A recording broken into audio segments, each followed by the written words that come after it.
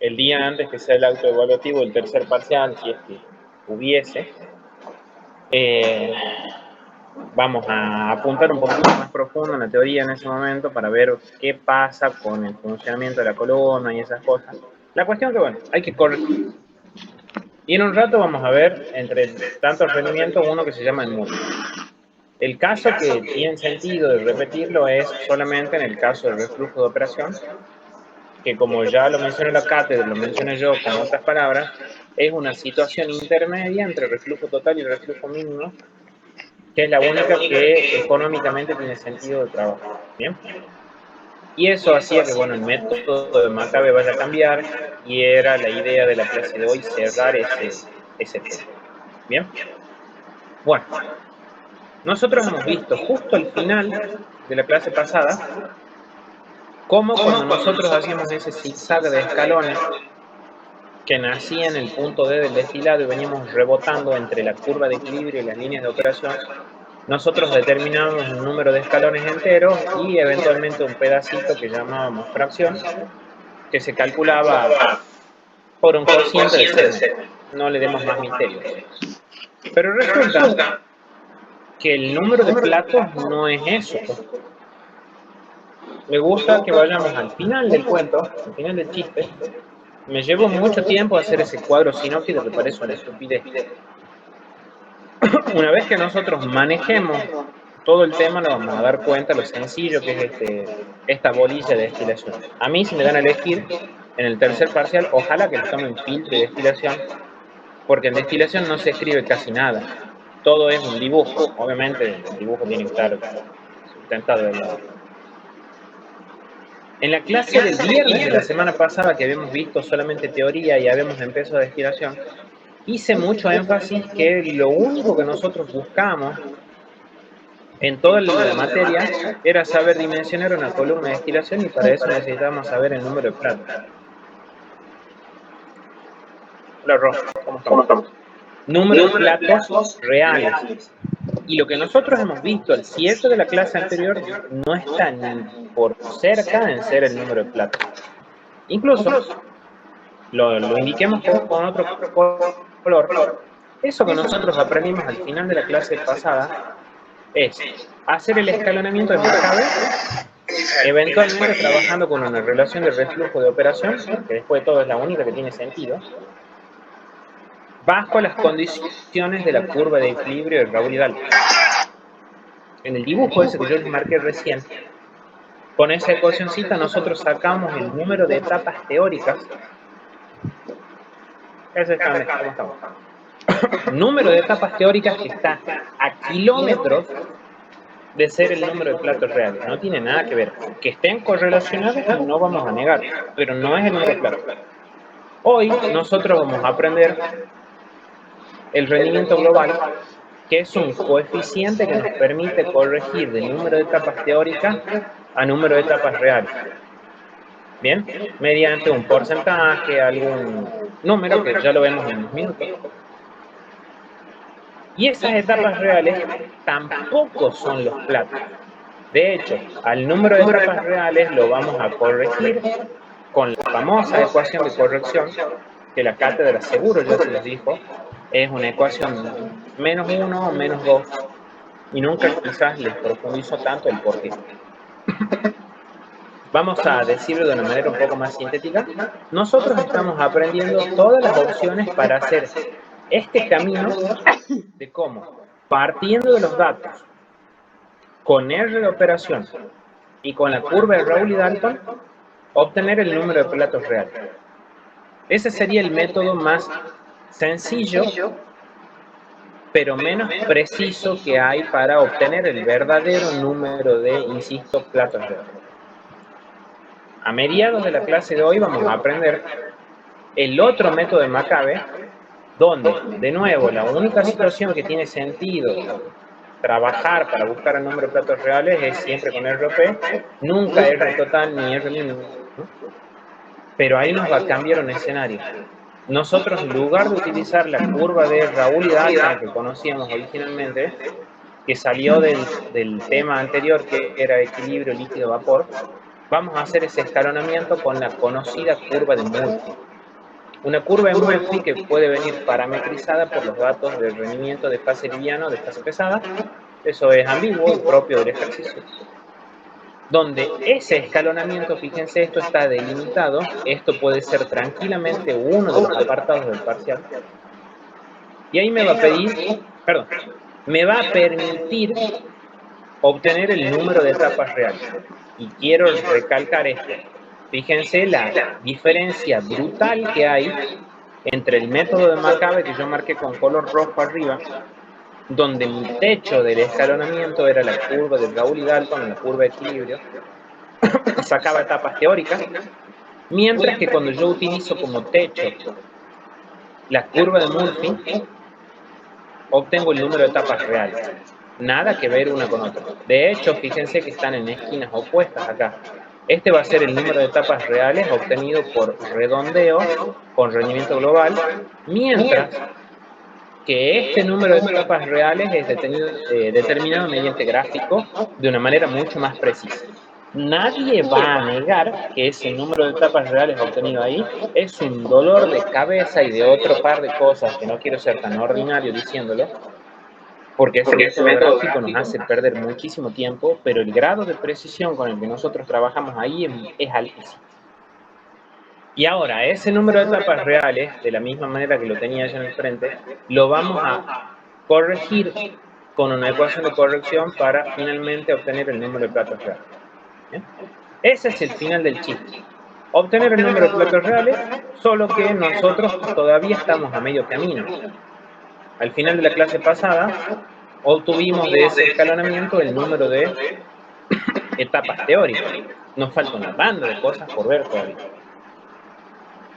Yo sí creo que en el examen les puedan llegar a pedir rendimiento de Murphy, porque no es tanto lo que hay que escribir, es todo en base al dibujo, junto con un ejercicio de filtro bastante completo y evalúo en el segundo parcial de una manera bastante amplia.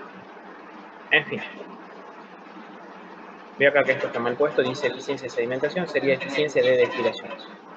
Hay dos tipos de rendimiento que nosotros podemos estudiar.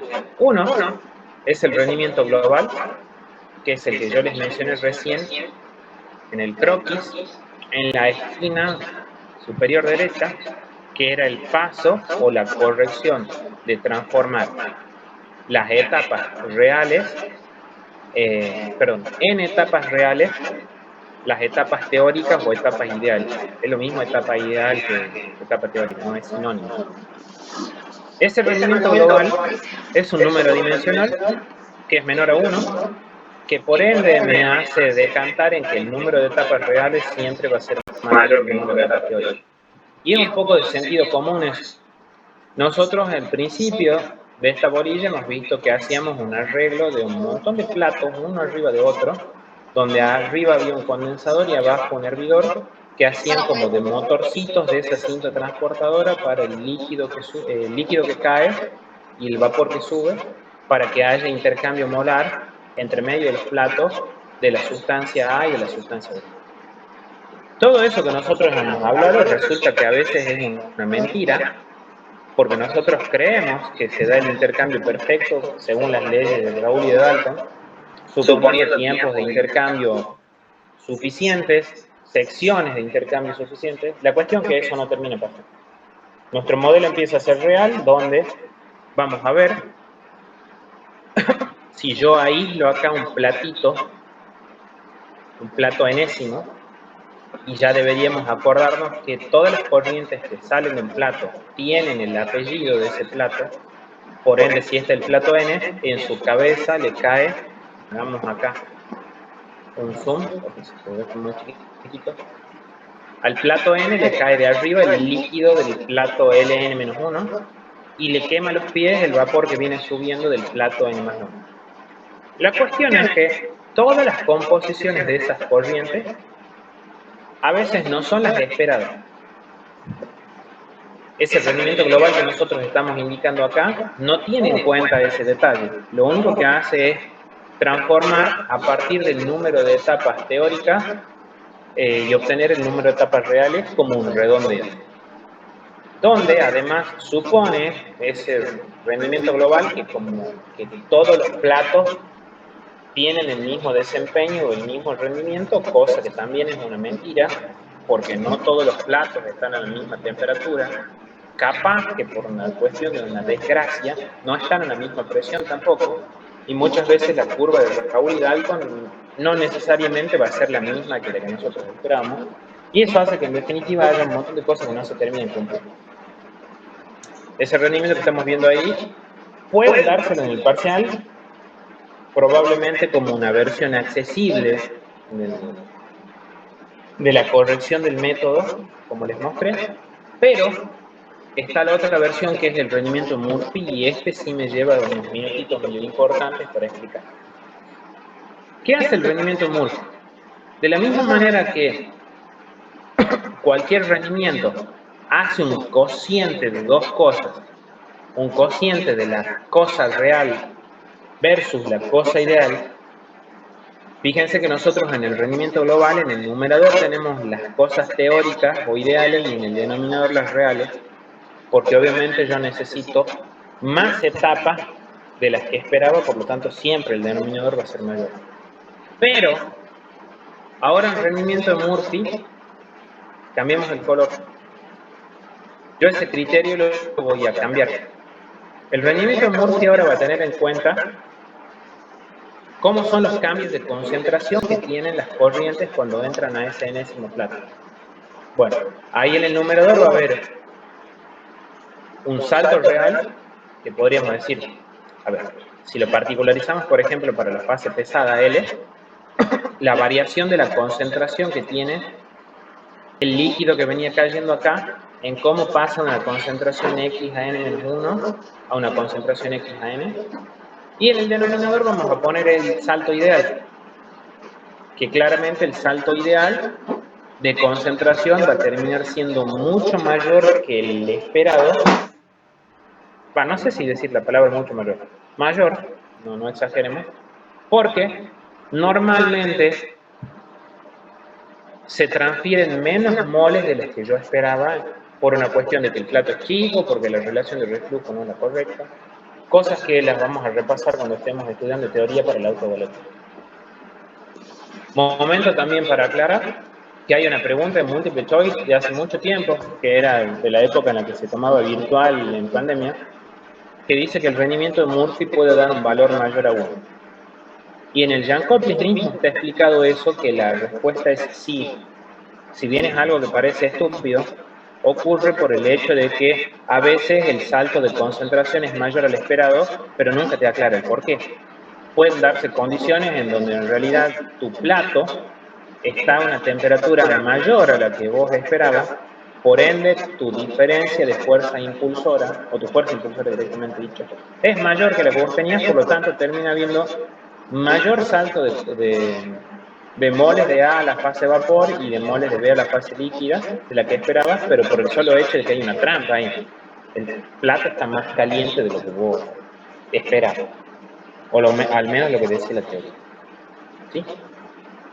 Ese rendimiento de Murphy lo vamos a tener que estudiar por separado, porque tarde o temprano lo vamos a tener que ocupar en alguna de sus dos versiones en el parcial. No sé si ustedes se acuerdan, sé que pasó un tiempo importante ya, cuando en el primer parcial expliqué una especie de procedimiento para aplicar un número de Karman, cuando nosotros intentábamos encontrar el caudal por un tramo de tubería de sección constante. Bueno, la idea mía acá es, de nuevo, intentar darles un procedimiento para aplicar rendimiento de Karman, rendimiento de Murphy, ¿sí? Con el problema de que el rendimiento de Murphy puede estar definido para la fase pesada como para la fase liviana. O sea, le dan uno de los dos en el parcial, no los dos. Y lo que pasaría ahí es que dependiendo del dato que ustedes tengan, van a tener uno u otro método procedimiento, para resolverlo. Y yo traté de hacer eso acá en la hoja. Bien, supongamos que bueno, es ambiguo los primeros dos pasos. Cuando yo voy a hacer el método de Maccabe, limpiemos acá un poquito. Ahí. Cuando nosotros empezamos el método de Maccabe, tenemos la curva de equilibrio de Raoul y Dalton, así como Dios la trajo al mundo. Una curva ahí tranqui. Y nosotros además tenemos de datos. Vamos más gordo esto. Ahí.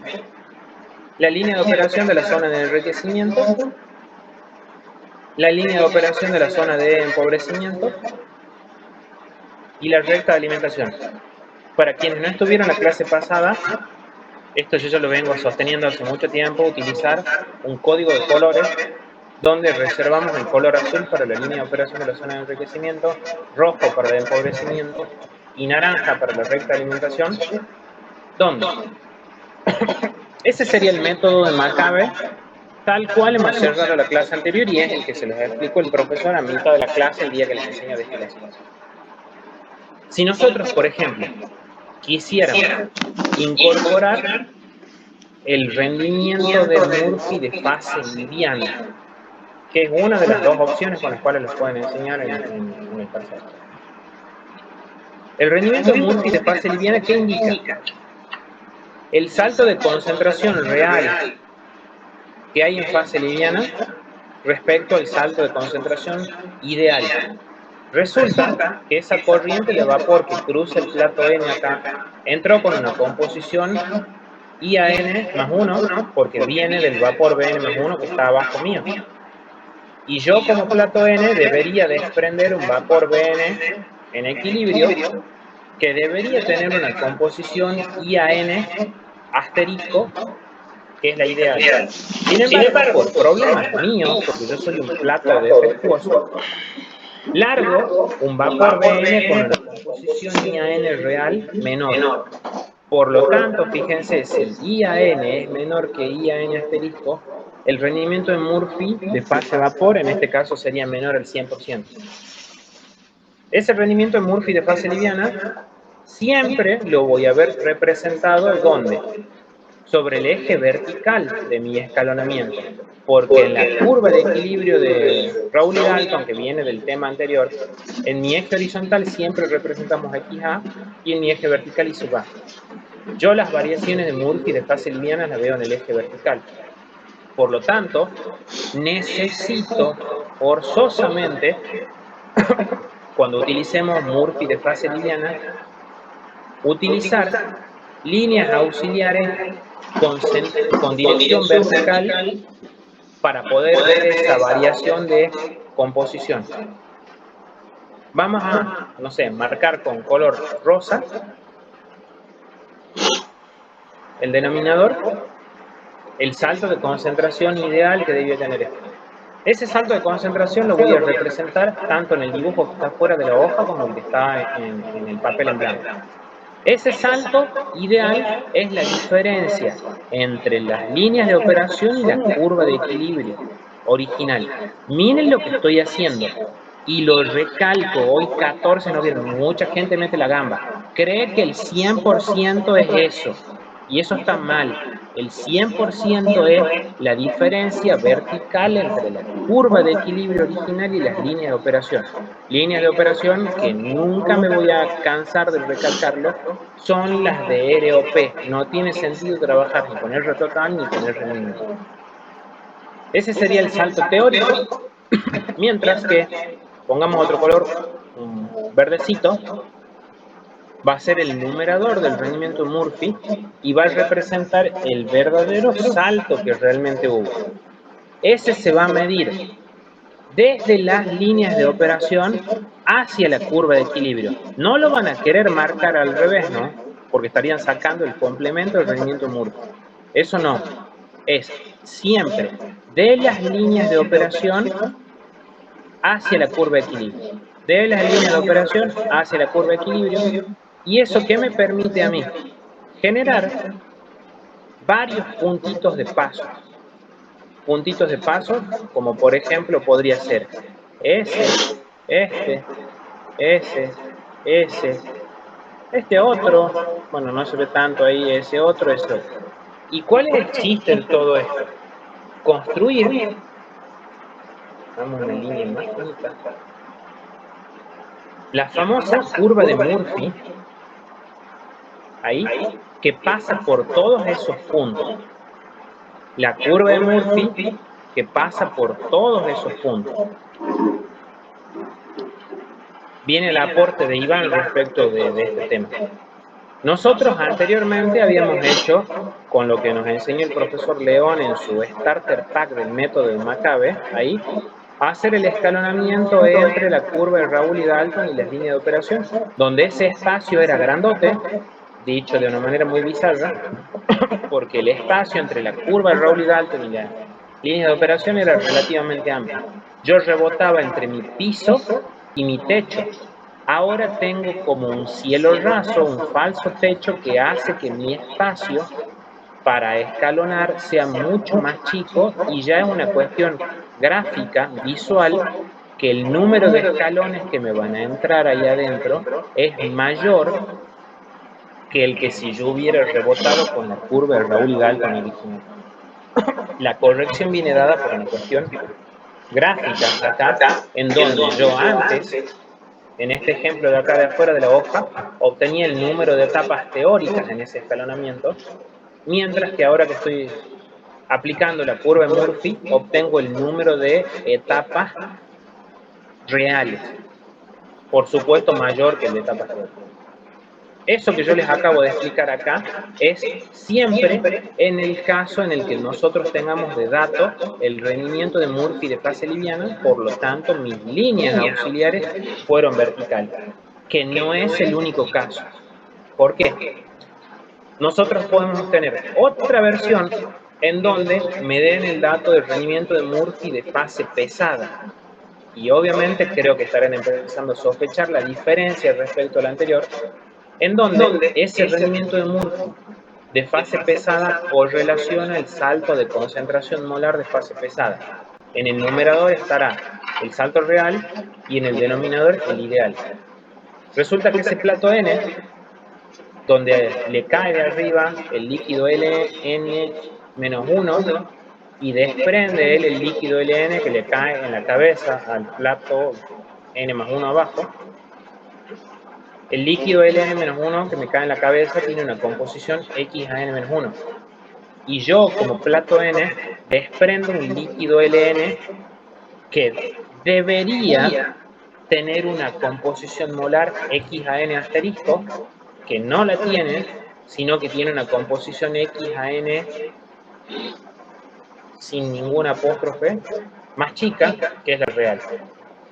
Al toque, ese rendimiento de Murphy de fase pesada termina siendo menor a 1, que yo, por ejemplo, si lo quisiera visualizar en el gráfico, ahora voy a tener que, como estoy visualizando variaciones molares de fase pesada, usar líneas auxiliares horizontales, porque yo en el eje horizontal del gráfico de la curva de equilibrio he visto composiciones de fase pesada. Voy a tirar líneas auxiliares horizontales, pongamos, no sé, en color rosa. Esas líneas auxiliares, que de nuevo nunca me voy a cansar de recalcarlo, van desde las líneas de operación hacia la curva de equilibrio. No vayan a querer hacer esto desde la primera bisectriz hacia la curva de Raoul y Dalton, porque eso está padre. No, va desde las líneas de operación, de nuevo, hacia la curva de equilibrio, y después, pongamos, no sé, un color acá un poquito más distinto, mi salto real va a ir con este otro color, y de nuevo se mide desde la línea de operación hacia la curva de equilibrio original, ahí, ahí, ahí, ahí. ¿Eso qué me permite armar a mí? Una seguidilla de puntos de paso. La misma onda que lo que vimos de hace rato, incluso. La única diferencia sustancial acá es el paso previo de cómo armar la curva de Murphy.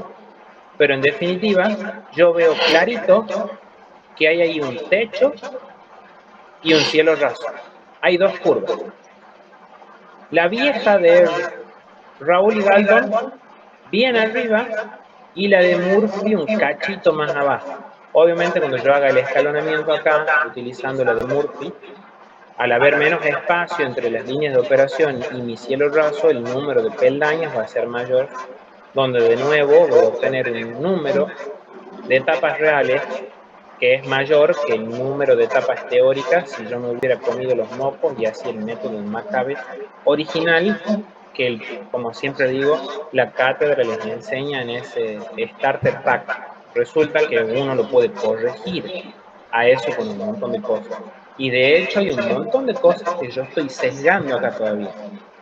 Yo acá lo único que estoy explicando, en definitiva, es tengo la construcción de la curva de Murphy en este dibujo a partir de los datos de fase pesada, y en la carilla anterior hice la construcción de la curva de Murphy a partir de los datos de fase liviana, que en definitiva es el mismo cielo raso que fue construido por un contratista o por otro, no sé, seamos irónicos. Pero hay muchas cosas por aportar todavía. Bien, toma un poquito de agua, de paso a ver si alguien cuenta si tiene alguna duda.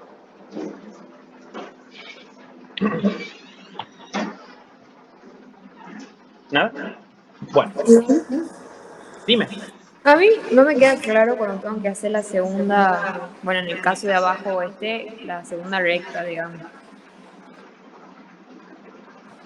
O sea, la que estaría en ese caso como lila, Sí. o ahora como color oscuro, digamos. Bien, ¿eso sabes de dónde sale? De ese cuadrito que yo les había delirado el otro día. Haciendo ya un repaso macro. Nosotros, generalmente estas cosas no suelen cambiar. Tenemos en el parcial una mezcla o un líquido saturado, un vapor saturado, me dan algunos de los 5 casos de alimentación que yo tengo en esta tablita.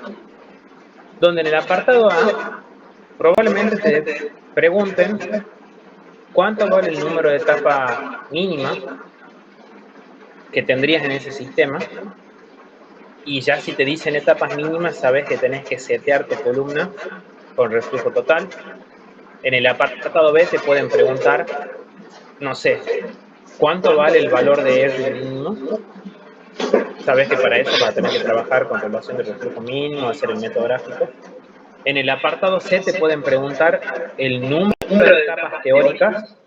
Para eso sabes que tenés que trabajar con reflujo de operación, tiene que haber una información importante ahí por detrás. Y en el apartado, y esto no es exagerado, posta que hay parciales así, en el apartado D te pueden decir, determíname el número de etapas reales si el rendimiento de Murphy es este o este otro. Con el solo hecho de haberte condicionado a pedirte el número de etapas reales, esta parte del cuadro que nosotros hemos visto acá, de la clase pasada, nos queda corta. O sea que forzosamente tenemos que incorporar algunos de los datos de rendimiento que nos lo tienen que dar sí o sí, como rendimiento global o Murphy. Supongamos que me dan de Murphy, dependiendo cuál de las dos versiones me den de datos, lo hagamos más chiquitito esto, en total ya el número no es tan sustancial, sino el procedimiento es lo que importa. Si a vos te dan el rendimiento de Murphy de fase liviana, vas a hacer el método gráfico con las rayitas auxiliares verticales. Y si te dan el de Murphy de fase pesada, vas a usar el método con las rayitas horizontales. Es uno u otro, ¿eh? Dependiendo del dato.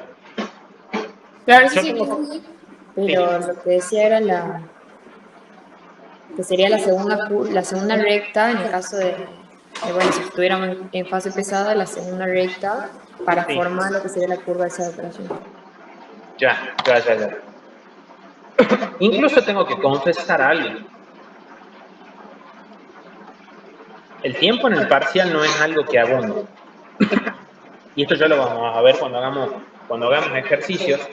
Lo que se acostumbra a hacer, a ver, como profesor, como docente oficial, yo no podría confesar esto porque me mandarían a colgar en la horca ahí en el pasillo. Pero uno en el apartado A tiene hecho la curva de Murphy, y esto trato de contestar, no es que me voy por las ramas, Mariana, tranquila, ¿no? Tiene hecho del apartado A...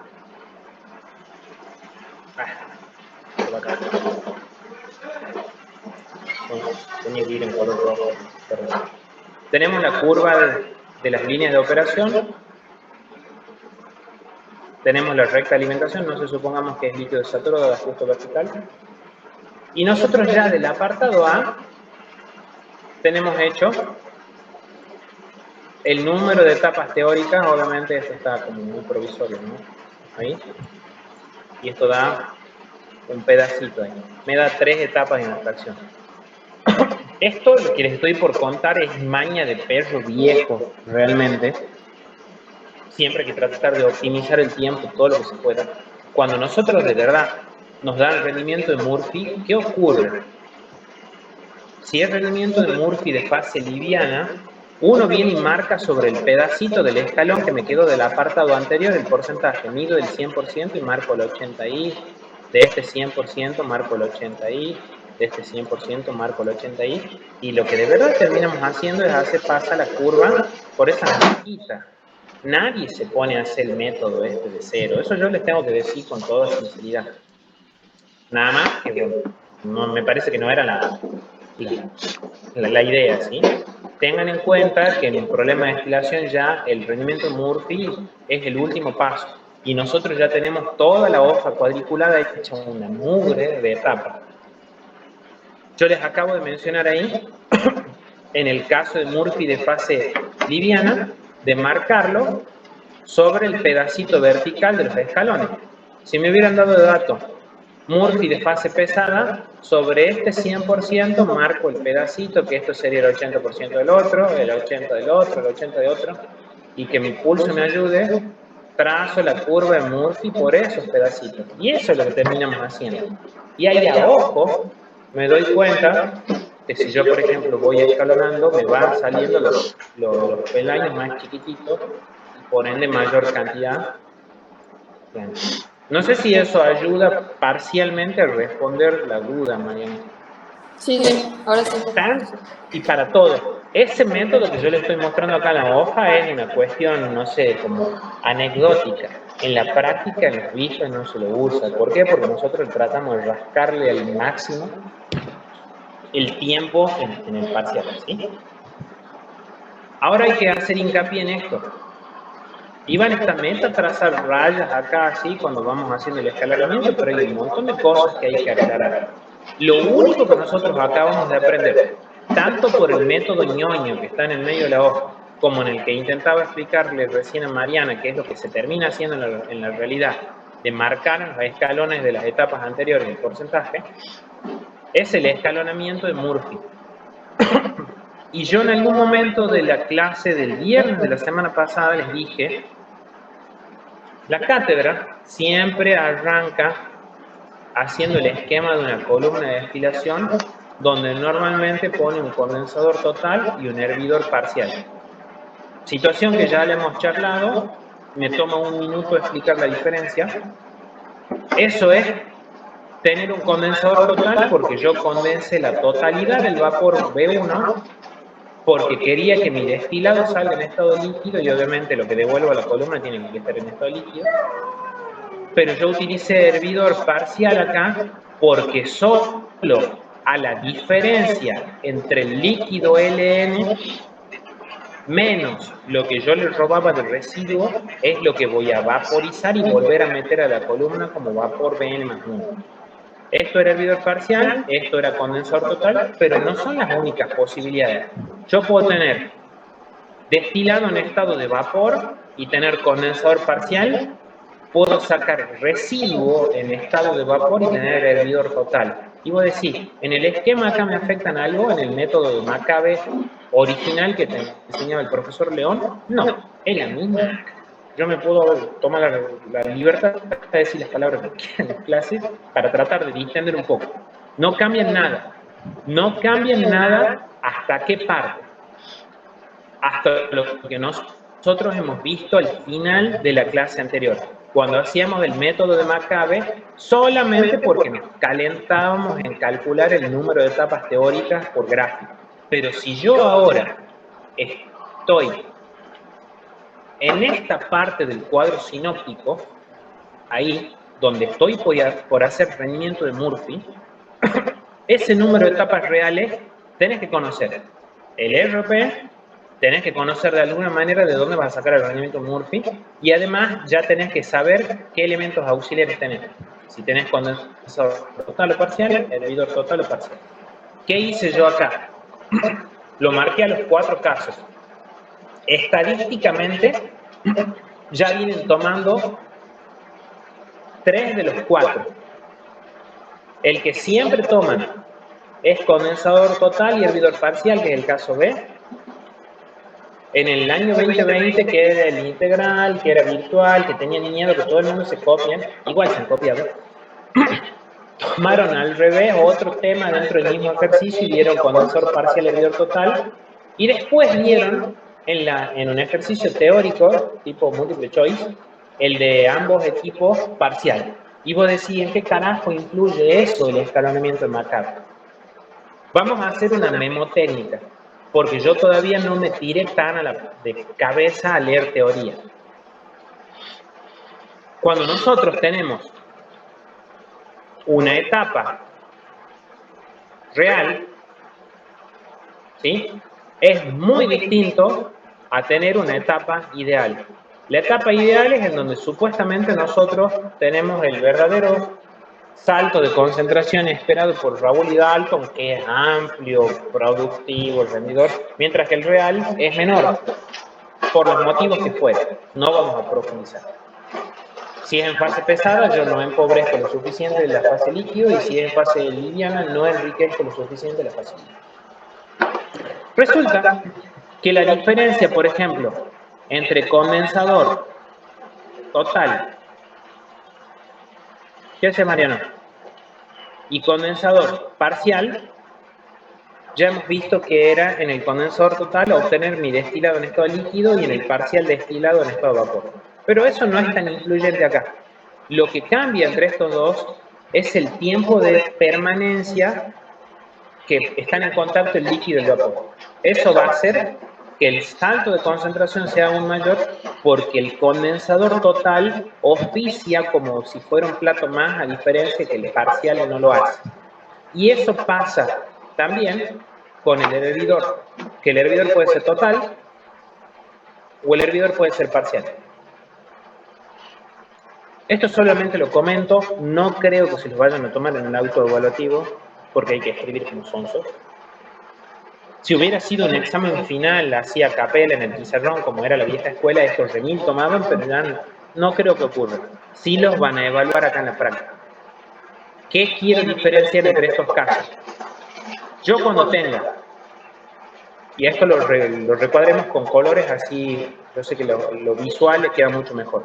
Cuando tenga casos en color azul, que son equipos totales, eso se parece a una etapa ideal, y entonces yo extiendo hasta la curva de Murphy.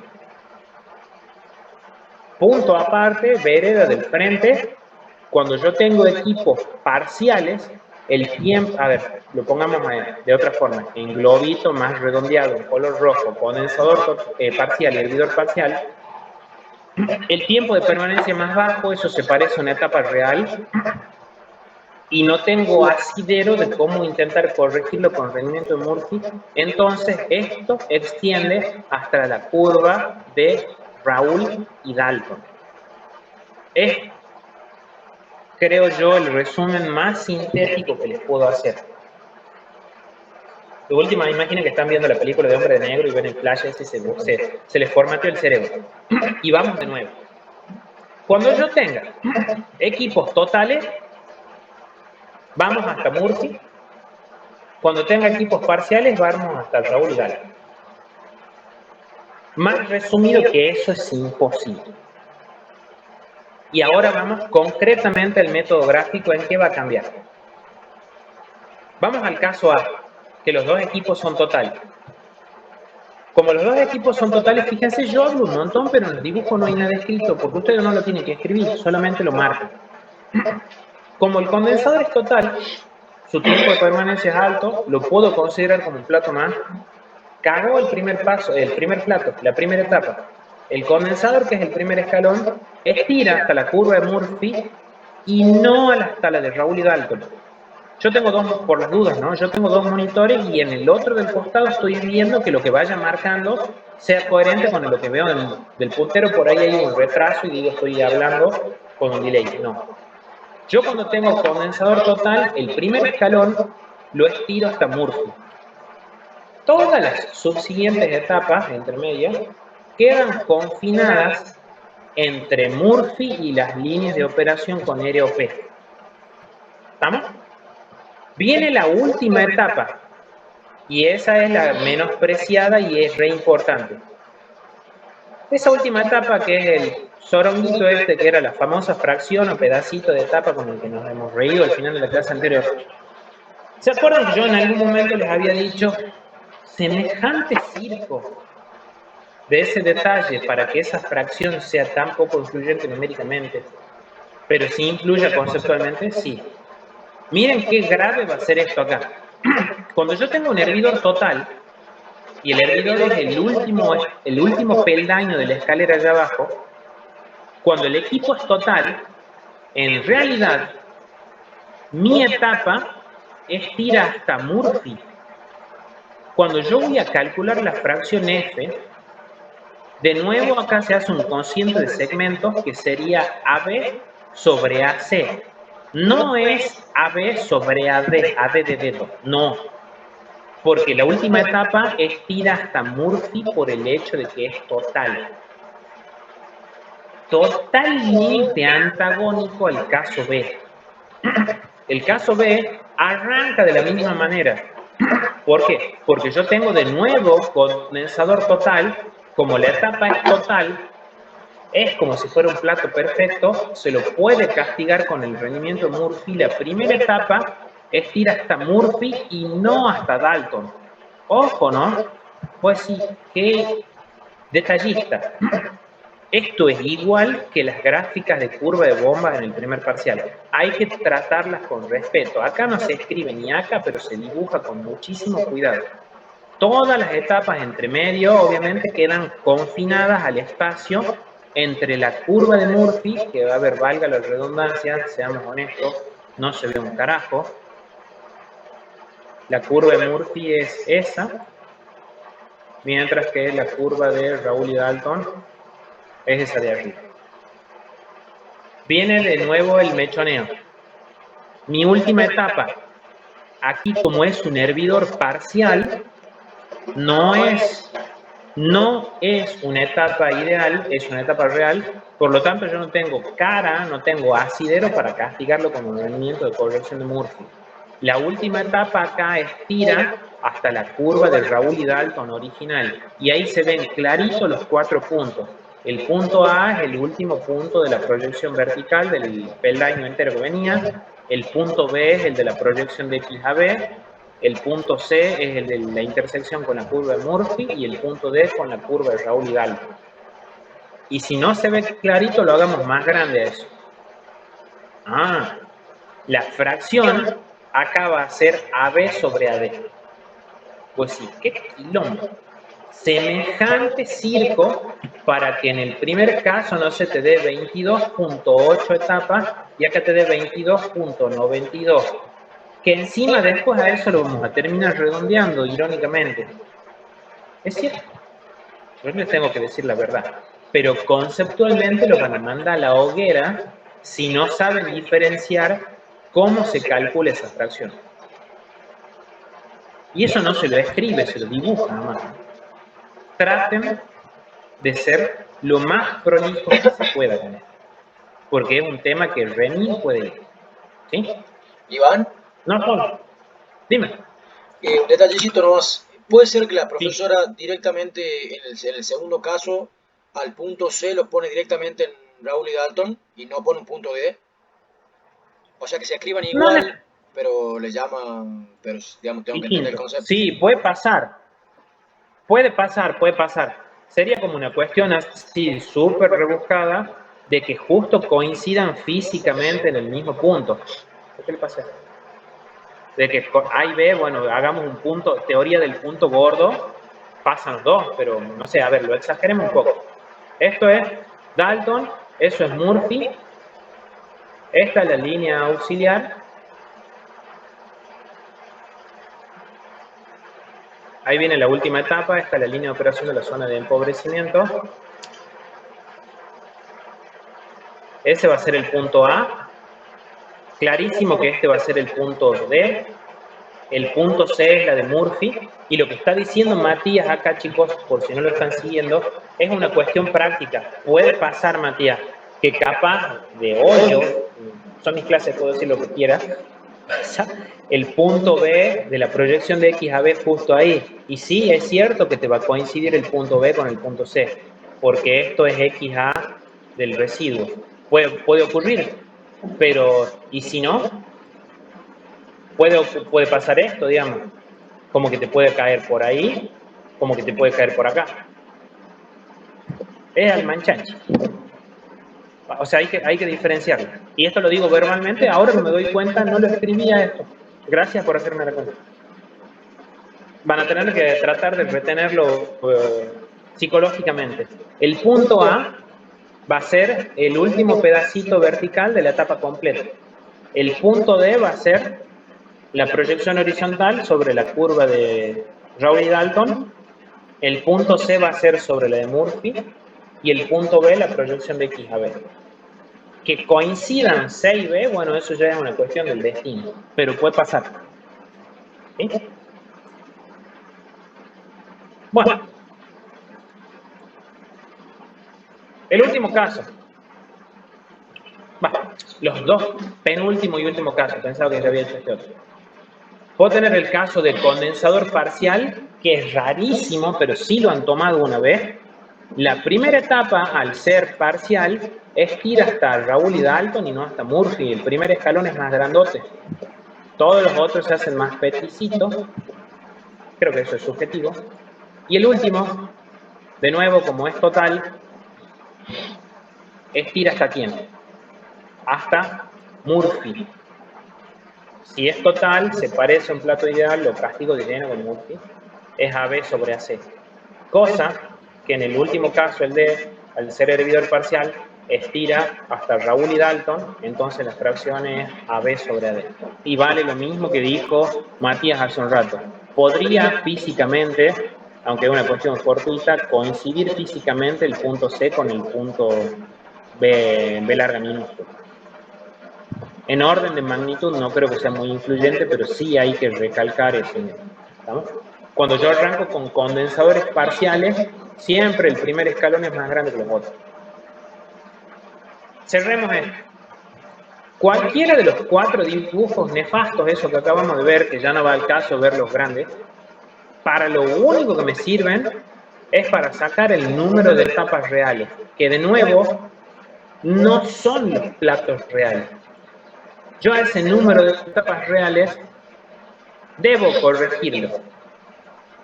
¿Cómo? Con la ecuación de corrección, que es válida para etapas como para platos también. Nosotros vemos solo para etapas. El número de etapas, perdón, el número de platos reales es el número de etapas reales menos 2, menos 1 o menos nada. Hay tres posibilidades. ¿Y cómo sé yo cuál es cuál?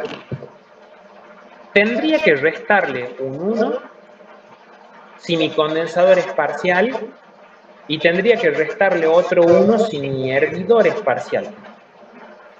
Si los dos fueran parciales, le resto 2 veces 1. ¿Por qué le estaría restando? Para no contarlo 2 veces, porque ya yo en el escalonamiento lo he considerado como un plato más. ¿Sí? Y recién ahí, con esa ecuación de corrección, obtuve finalmente la cereza del postre para dimensionar la columna. ¿Sí? Para hacer un cierre muy cortito. Que esto, bueno, creo haberlo citado parcialmente cuando Mariana me preguntó cómo sé qué me están pidiendo cada caso. Hay un parcial que lo vamos a ver, no sé si mañana quiero darle prioridad a uno de filtro, sí podría ser, darle prioridad a filtro y a destilación y total equilibrio líquido-vapor, lo tiramos como relleno en otros días. Sí, eso voy a hacer. Los dos parciales más negreros de filtro y destilación lo vamos a ver mañana, donde en el apartado A, ya hago un spoil de ese ejercicio, vamos a ver que tengo una mezcla en equilibrio de líquido-vapor. ¿Cómo llegamos a esa conclusión? Va bien. En el apartado A me piden el número de etapas mínimas. En el apartado C me piden cuánto vale el número de, en el apartado B me piden el número de etapas teóricas. En el apartado C me piden cuánto vale el R mínimo y la relación L sobre B corta mínimo. Vaya a saber cómo. Eso lo vemos, ¿eh? Y el apartado B me dice, determina el número de platos reales si el rendimiento de Murphy de fase pesada es 0,8. Ya cuando te dicen rendimiento Murphy de fase pesada, tenemos ya media puñalada encima de que sabemos que tenemos que pasar de este pedacito de cuadro de la izquierda, que es todo ideal, a esta columna extra. Yo a implementar rendimiento Murphy, obviamente con R de operación, ya de cajón voy a hacer otro método gráfico más, que este va a ser el del apartado D, obteniendo el número de etapas reales, que después obviamente lo vamos a corregir para determinar el número de platos reales. Un parcial larguísimo, pero que nos hace repasar absolutamente todo en destilación. ¿Sí? Ese es un planteo que nosotros podemos llegar a tener en destilación tranquilamente. A ver, ¿qué otra cosa puedo aportar acá? Me gusta usar la frase independencia de sucesos. En ese ejercicio de la práctica de equilibrio líquido-vapor que hemos visto el jueves de la semana pasada, hemos visto que en el apartado A calculamos la composición del líquido y del vapor a tal presión. Después en el apartado B trabajamos a una presión muchísimo mayor y resulta que nuestra mezcla caía en otro puntito del diagrama. Esa es una situación totalmente distinta donde ya no había nada en común con el caso anterior y en el apartado C nos volvió a pasar lo mismo.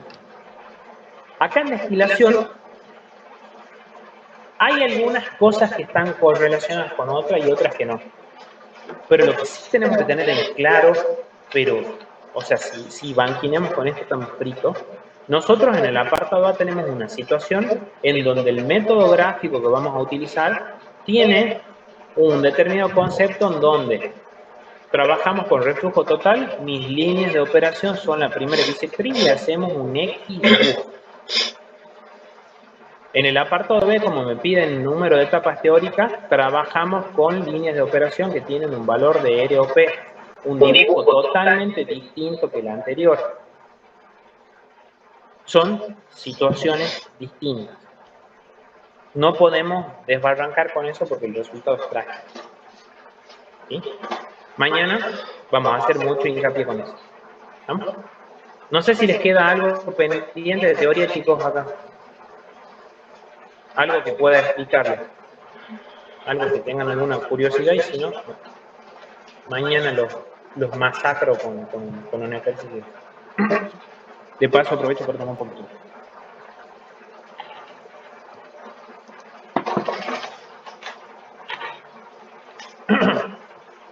Bueno.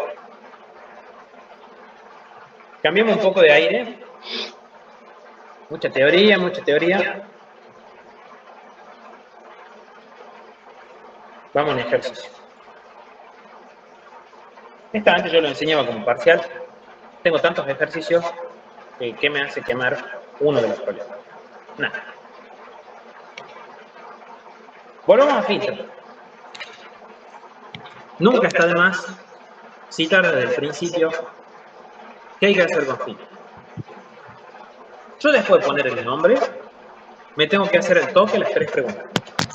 La primera, ¿qué tipo de filtro es? Prensa, hoja, disco, tambor. Los primeros dos son por lote, los últimos dos son continuos.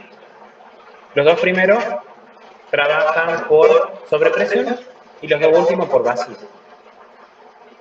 Si yo, por ejemplo, tuviera alguna de las dos opciones de los primeros dos filtros, el filtro por lote, sé que un filtro por lote puedo hacerlo trabajar a caudal constante, a caída de presión constante o modo mixto.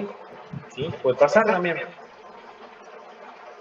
Y lo más trágico de eso es que si trabaja a un modo de operación u otro, las ecuaciones que valen en cada caso no son las mismas. Por eso es necesario hacernos la segunda pregunta: ¿cómo administro su fuerza impulsora? Porque si es a caudal constante, solamente vale la ecuación general de filtración, y si es a caída de presión constante, solo vale la ecuación de tiempo filtrado. Y la tercera pregunta, como para no quedarnos en el molde, si ya sabemos que es filtro por lote y que opera alguno de los dos modos de operación conocidos, tengo que preguntarme a qué valor de capacidad está operando.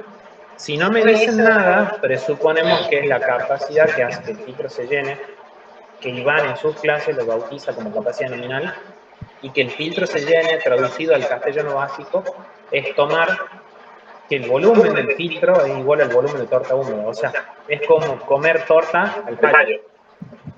El volumen de comida que nosotros terminamos teniendo es igual al volumen del estómago, y yo no puedo comer más porque no me entra.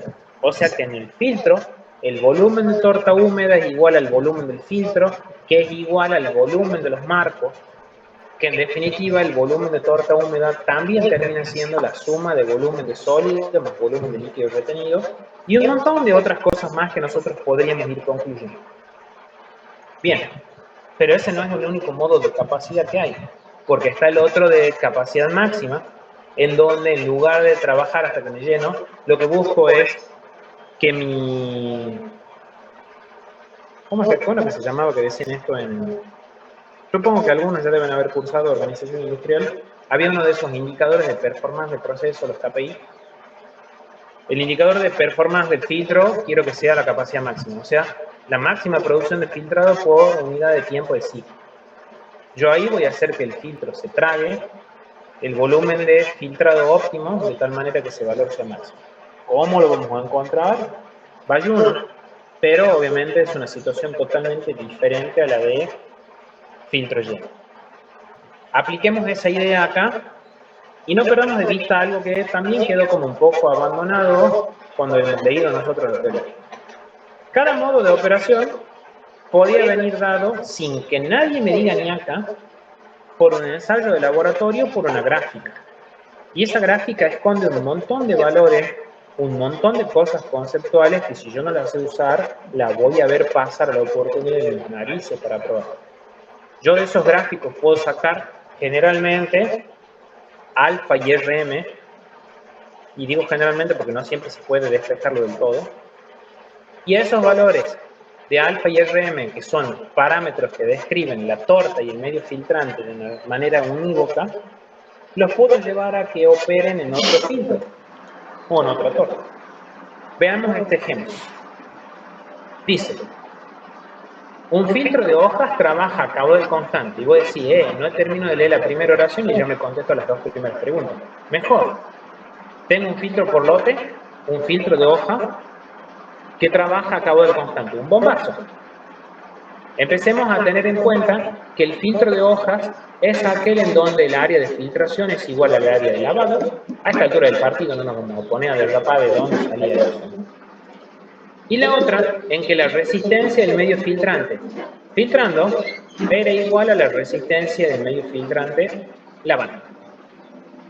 Y si trabaja a caudal constante, sabemos que vale la ecuación general de filtración, es decir, delta P era igual a el chorizo de variables que reescribíamos como la ecuación de una recta, que era KB por BF más B1.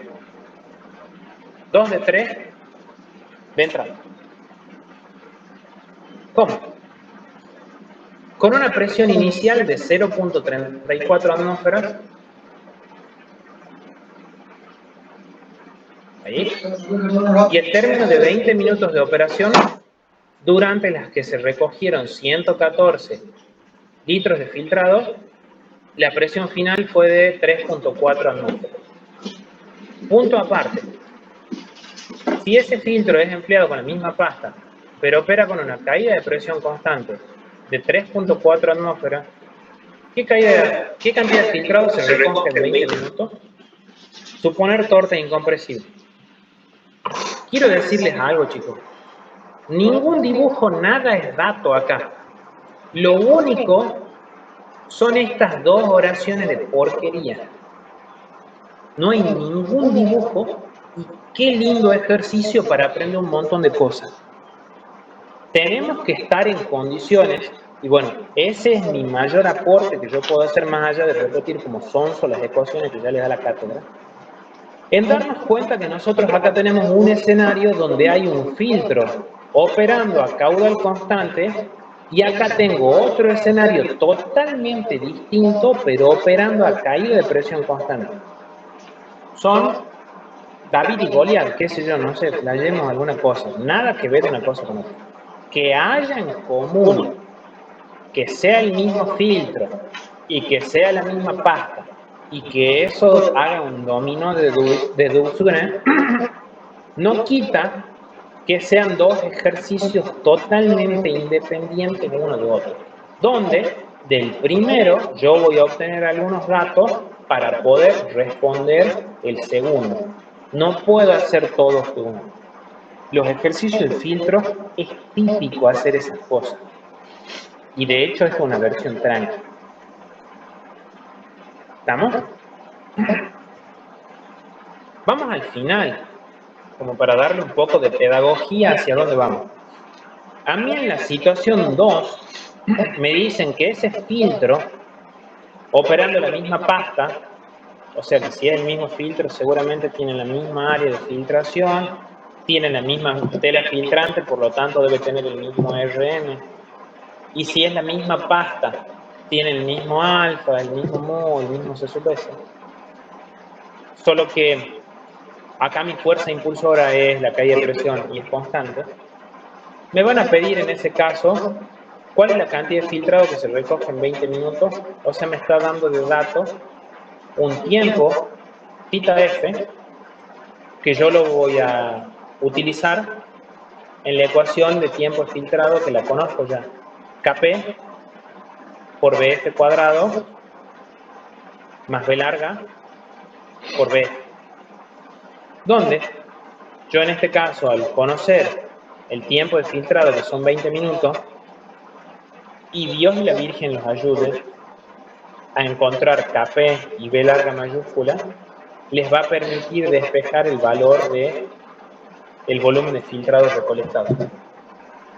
Y yo de ese segundo párrafo, lo único que conozco es θ f, que vale 20 minutos, pero Kp y B magollan me va a ayudar a sacarlo.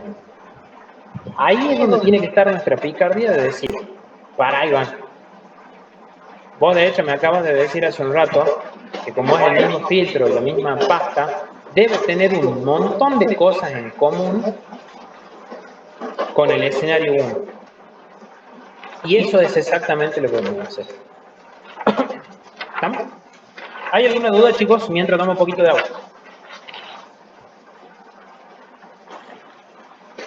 Hablen, porque si no, después la cosa se empieza a poner más dura.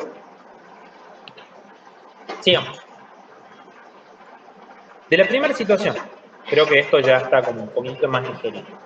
Hemos llegado a la conclusión que tengo un filtro por lote operando a caudal de filtración constante, que valga la redundancia, lo podría calcular ese caudal porque me han afirmado que en 20 minutos de operación recolecté un volumen. El caudal está implícito ahí. ¿Sí? Quiero darte un dato de color. Esto es mera maldad y coincidencia que el tiempo de filtrado en modo de operación a caudal constante sea igual al tiempo de filtrado en modo caída de presión constante es mera fortuna. No tiene ni nada que ver normalmente una cosa así. ¿Bien? Nosotros, en la situación 1 tenemos un filtro por lote operando a caudal constante, donde yo ya se los venía spoileando a medida que leíamos el enunciado.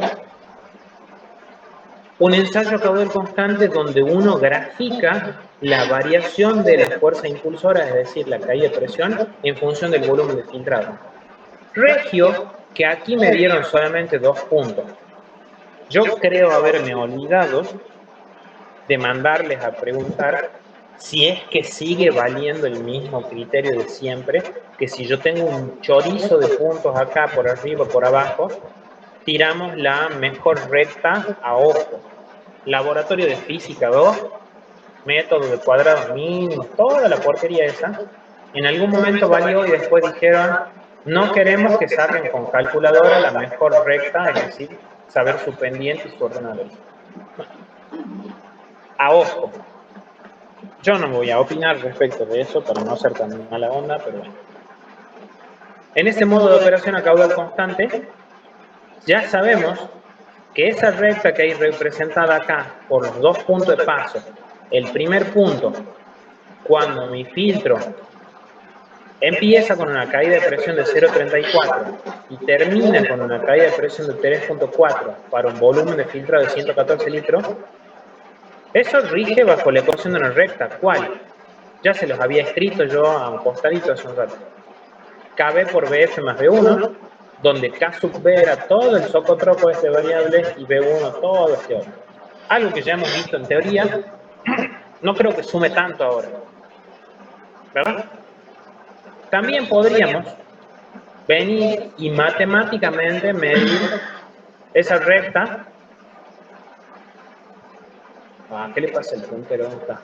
Como delta de I sobre delta de X. Delta de I es la variación de presión, que va a ser 3,4 menos 0, ¿qué he puesto acá? 0,34, o sea, esto da 3,06 atmósferas dividido en 114 litros, que Dios y la Virgen nos ayude a pasar la unidad de KB al sistema internacional. Creo que eso ya no es situación de estos momentos. Lleva tiempo pasar de atmósferas a litro, a pascal, a atmósfera. Pero bueno, creo que hay otras cosas en prioridad antes que caer en eso. Y otro detalle más, una de las tantas veces que lo voy a recalcar. Yo acá estoy viendo de acá a la China que la ordenada al origen de esa curva no es cero.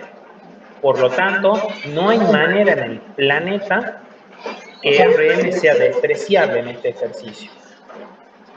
No lo vamos a necesitar al caso especial ahora, pero hay parciales en donde no tengo otra opción y tampoco me puedo hacer el bobina de decir, supongo RM despreciable que se haga agua el helado. No se puede. En este ejercicio, cada vez que nosotros veamos que la ordenada al origen, ay, perdón, me comí RM acá. Cada vez que veo que la ordenada al origen no es cero, RM no puede ser cero. Y si acabó, no se discute más. Bueno, ¿qué hago con la pendiente y la ordenada al origen? Así como yo a esto le llame KB y a esto le llame B1, de KB y B1 me voy a tomar la modestia de despejar alfa y RM. En el 90% de los casos no voy a poder saber en concreto cuánto es el valor de alfa ni tampoco el de RM.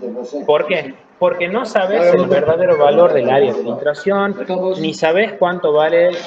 Voy a seguir defendiendo que se cague en mi postura. C sub S, no me gusta que se llame concentración, para mí es una relación. Tampoco sé cuánto vale mu, etcétera, etcétera.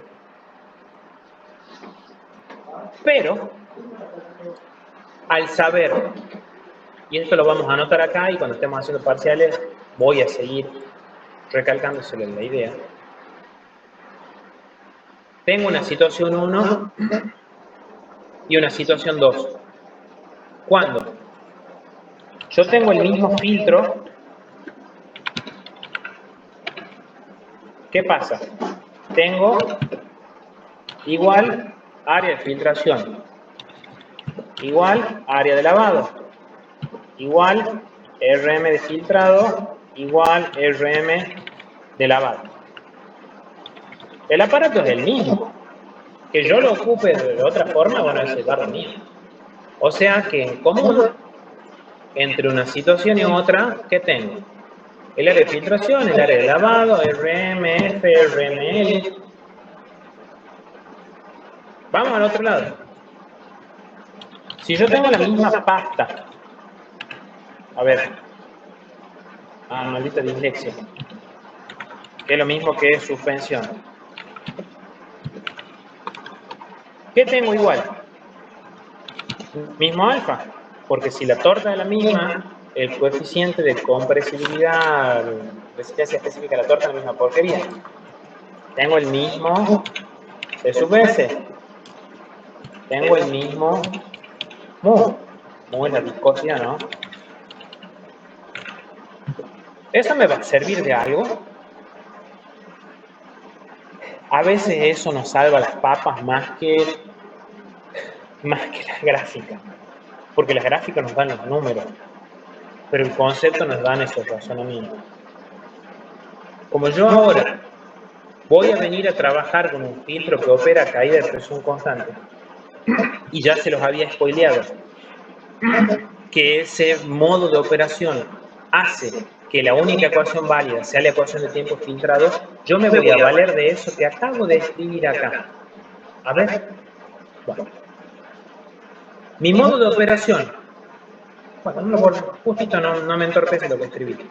Mi modo de operación a caída de presión constante hace que valga mi ecuación de tiempo de filtrado.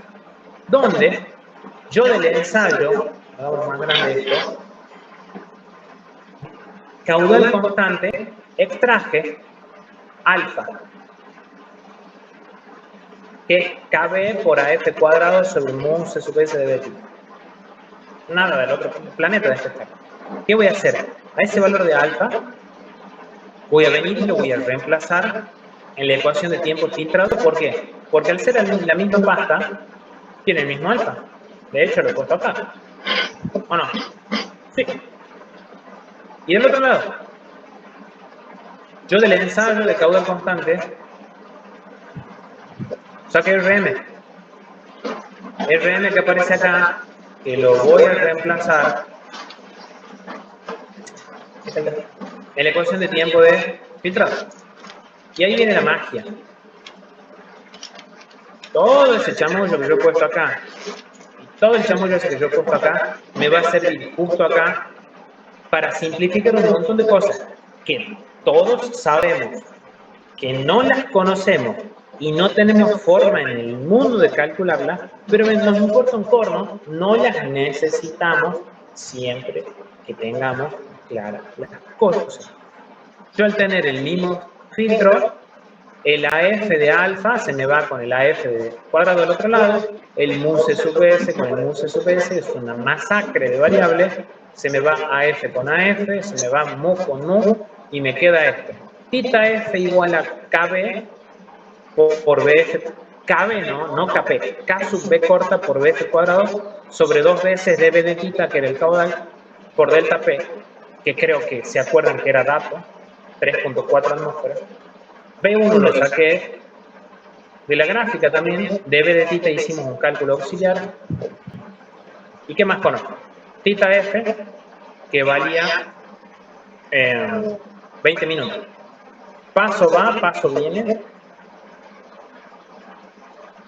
Despejo el volumen de filtrado y se acaba el ejercicio. Yo me pongo en su lugar. Verán que este ejercicio no tiene ni un borrón ni un tachón y de hecho está resuelto descontando el enunciado en una carilla. Ya lo he hecho un montón de veces este ejercicio. Los problemas de filtro suelen ser lo más difícil que hay para rendir en el tercer parcial, pero no por eso sembrar dramatismo y pánico.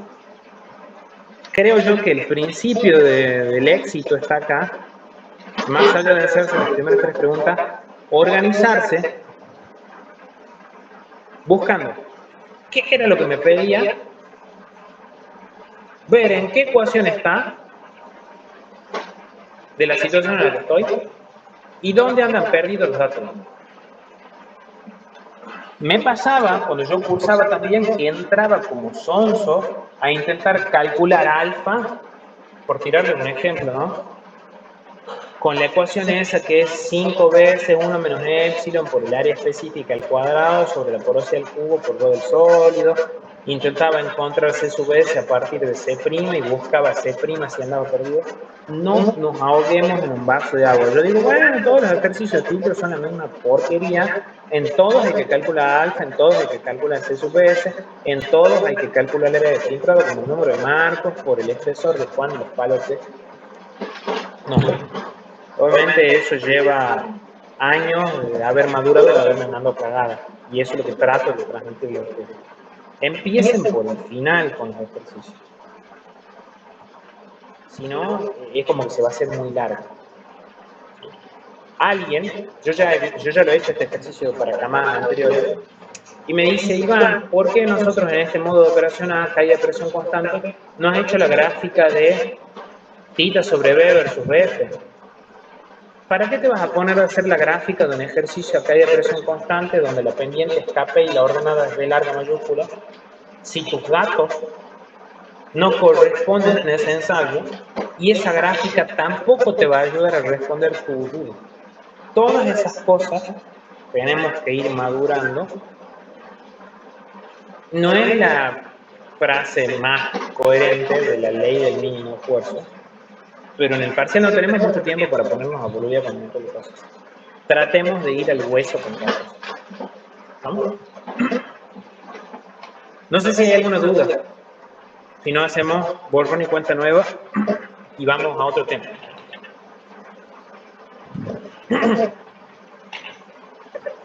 ¿Nada? Bueno. A sus órdenes.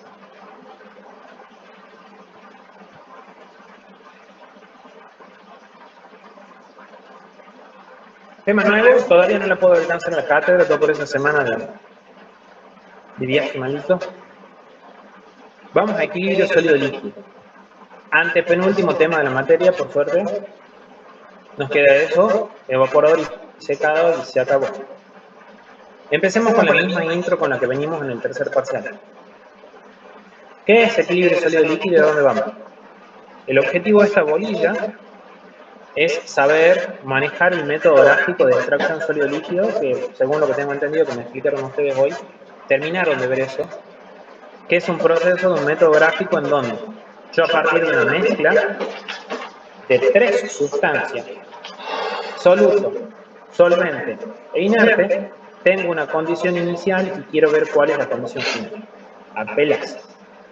Ejemplo típico, tengo mis manos sucias con mugre y tengo un fuentón y yo me lavo las manos y quiero saber qué tan limpias han quedado mis manos y qué tan sucia quedó el agua después de hacer esa transferencia de soluto a solvente.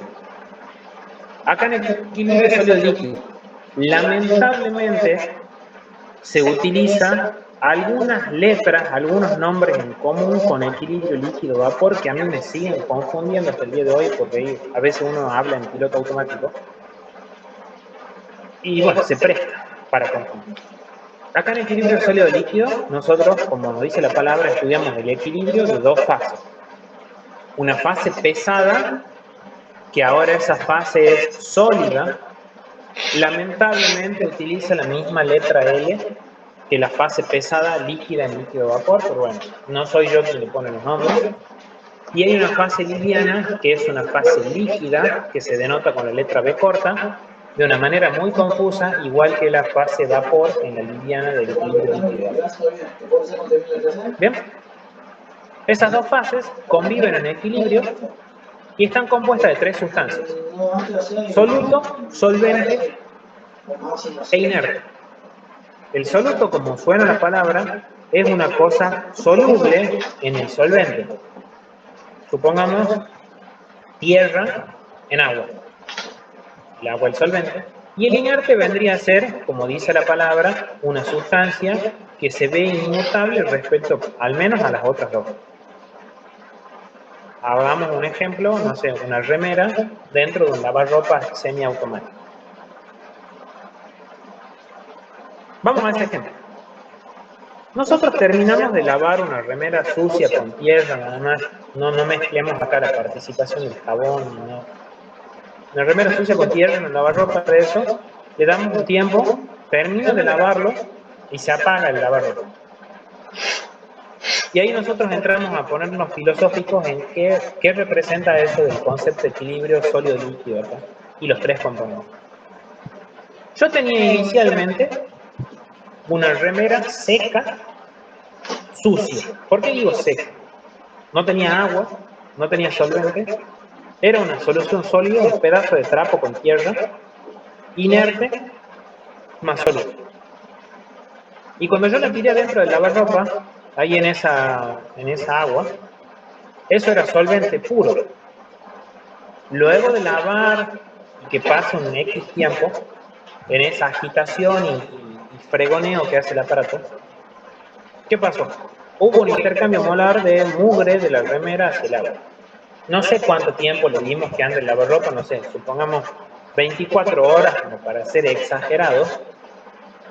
Y cuando acaba ese lavado, nosotros vamos y la sacamos a la remera del lavarropa. La exprimimos así lo mejor que se pueda para sacarle el líquido retenido que tendría y la tiro en un fuente. ¿Y qué hace todo el mundo de esto que lava la remera? La enjuagamos para sacarle todo el resto de agua, jabón, lo que sea. Claramente uno la va a enjuagar con agua nueva de la canilla. Pero yo les retruco acá y ahí viene la idea del equilibrio sólido. ¿Qué pasa si yo soy tan paloma de ir a sacar con un jarrito agua que quedó en el mismo lavarropas de donde acabo de sacar la remera para enjuagar la remera? ¿Voy a poder? Y me parece que no. Porque pensemos nosotros que esa agua que quedó en el lavarropa es un agua sucia. Una solución ¿de quién? De solvente y soluto. ¿Y no será acaso esa solución la misma que está embebida dentro de la remera como si fuera líquido retenido? Un concepto bastante parecido al del líquido desfiltrado y el líquido retenido en una torta. Sí, claro. Se alcanza el equilibrio en equilibrio sólido-líquido cuando posición exenta de inerte, y esa es la palabra un poco engorrosa de arrastrar hasta entenderla, la composición exenta de inerte es, o sea, la relación, la concentración de tierra por litro de agua turbia que hay en el lavarropa y dentro de la remera. Si en mi lavarropa hay una o 10 remeras, el equilibrio termina siendo la misma porquería porque la concentración de tierra por litro de agua termina siendo la misma. Ahí viene el concepto de composición exenta de inerte. Nosotros cuando vemos ese sistema de dos fases, donde claramente a cada fase la vamos a tener que parametrizar con sus correspondientes composiciones de fase pesada y liviana, con las letras X para la pesada y con la Y para la liviana, el equilibrio va a verificar cuando las composiciones exentas sean iguales. No cuando las composiciones brutas, por así decirlo, molares, sean las mismas. Hay muchas preguntas múltiple choice tramposas que hacen hincapié en eso y bueno, nos hacen caer en el palo. Ya lo veremos más adelante eso. Si nosotros pretendemos entender este sistema haciendo los dibujitos como vimos en equilibrio líquido-vapor, la cantidad de variables que pueden entrar corta y pincha acá son una locura. Aparece en nuestro rescate la ley de Gibbs y esa regla nos dice que nosotros podemos calcular el número de grados de libertad de nuestro sistema como el número de componentes menos el número de fases más 2. Obviamente, como nosotros acá tenemos un sistema en donde hay 3 componentes que son solutos, solvente e inerte, y hay 2 fases, pesada y liviana, el número de grados de libertad siempre va a dar 3. El bardo es, ¿cuáles van a ser? Pueden ser la temperatura, el calor, la concentración molar, el lambda, el precio del dólar. Es X. Para ir al grano, nosotros solamente vamos a ver los gráficos en donde, o los ejercicios, mejor dicho, donde varían las concentraciones y tenemos fija la presión y la temperatura. ¿Sí? Razón por la cual, como nosotros, entre comillas, decidimos variar solo las composiciones, vamos a utilizar los diagramas ternarios. Diagramas ternarios, que bueno, no sé si ustedes tienen la facilidad, suerte o desgracia, no sé qué adjetivo ponerle, calificativo, de acordarse que en ciencia de los materiales, nosotros cuando veíamos aleaciones, generalmente, que era el tema más sencillo de acordarse, veíamos mezclas de dos o más metales, en donde fijamos a veces en un diagrama una temperatura fija y veíamos cómo pasaba de un nombre a otro el metal de acuerdo a la composición, no sé, hierro, carbono, manganeso, silicio, etc. La idea acá sería la misma. Y yo voy a empezar citando un diagrama que en la práctica no se usa, pero me sirve para entender cómo interpretar un mapa. Nosotros conocemos el mapa mundi, el mapa de Argentina, el mapa de Tucumán, sabemos dónde andan cada uno de los departamentos, dónde está la capital, y de hecho con Google Maps ya hoy en día podemos saber dónde está ubicada nuestra casa y quiénes viven ahí adentro. Pues sí, ¿qué intentas transmitir con esto? Nosotros, cuando veamos un diagrama ternario, tenemos que tener en claro que siempre los vértices representan sustancias puras. Bueno, en nuestro caso, como tenemos soluto, solvente, inerte, no va muy al caso profundizar quién va a ser cada esquina, pero sí deberíamos acordarnos, tener la prudencia de decir que si yo, por ejemplo, me ubico sobre la arista AC, estoy en una situación de opuesto por el vértice AB. Lo mismo si yo estoy sobre la arista AB, estoy en una situación opuesta por el vértice al vértice C. Sí, y de hecho, por ejemplo, el punto 1, al estar en la punta opuesta a C, es una mezcla solamente de A y de B. Por eso el punto 1 tiene solo dos componentes. Y como, bueno, van a saber quién hizo este estudio. Esto como si fuera el mapita del relieve de Tucumán. Está pintadito en la parte con verde, en la con marrón. Alguien acá ya hizo un estudio de que toda esta región es fase pesada. El punto 1, como pertenece a esa fase pesada, va a tener las características de ser de dos componentes y de una sola fase. Es decir, es homogéneo. Empecemos a reflotar esas palabras. Homogéneo, una fase, heterogéneo, dos o más. El puntito 2, por ejemplo, que está metido de lleno ya dentro del triángulo, ¿en qué se diferencia el punto 1? En que ya tiene tres componentes, a pesar de tener una sola fase, porque el punto 2 cae dentro de esa provincia L. Y va a tener una composición de A, que la podemos ver así, una composición de B, que la podemos ver así, y una composición de C, que la podemos ver así.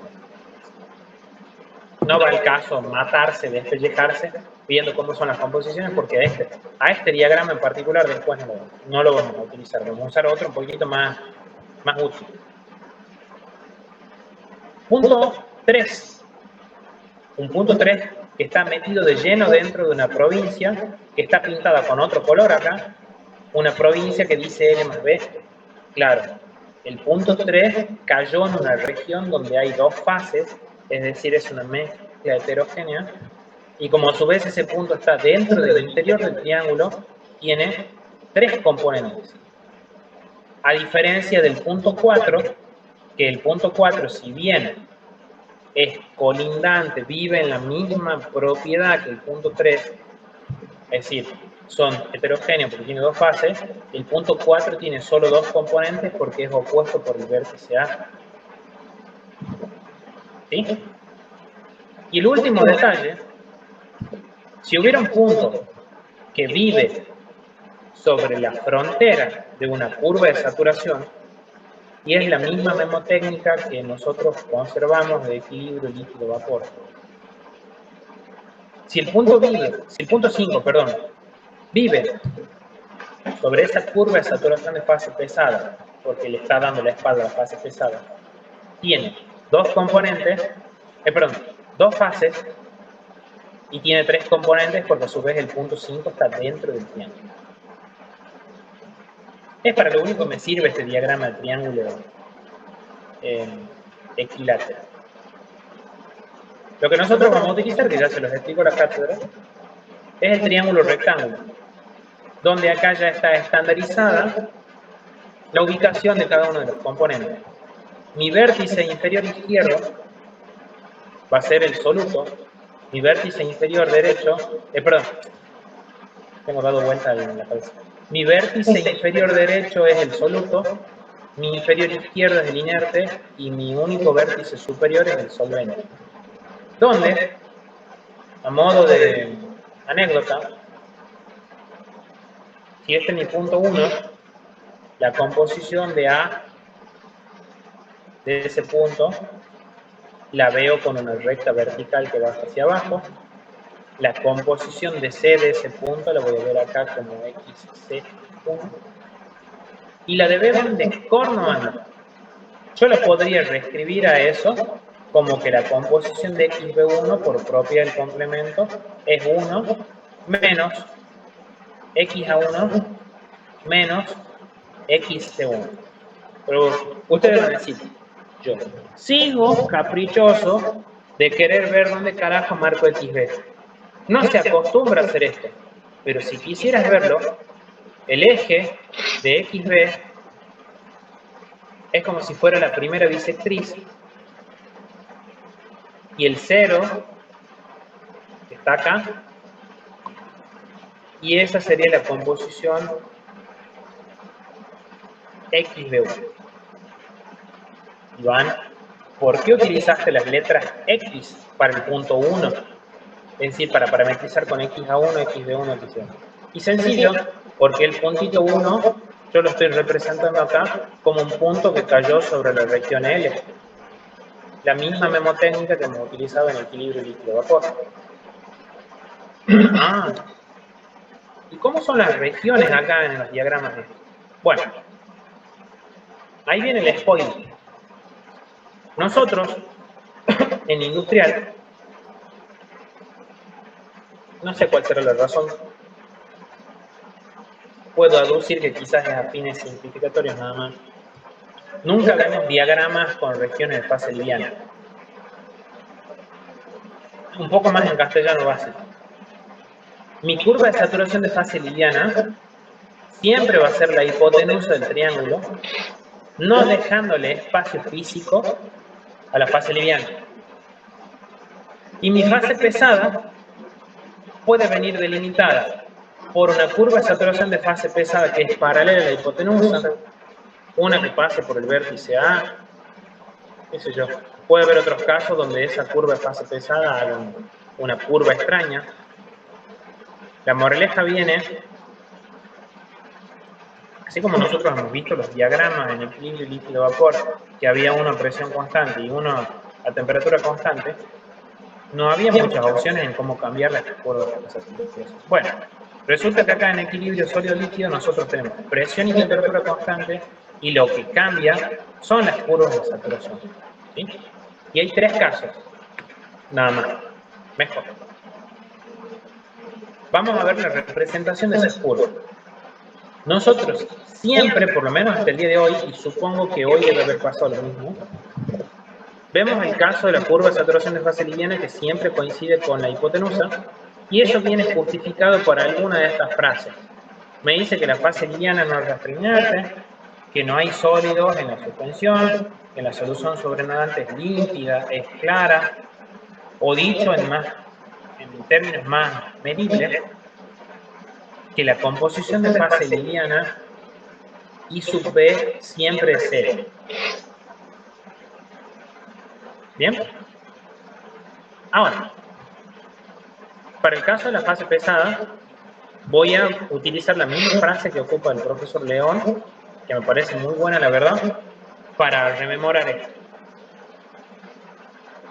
Y la idea la estiré, la aproveché cuando expliqué relación de reflujo en destilación.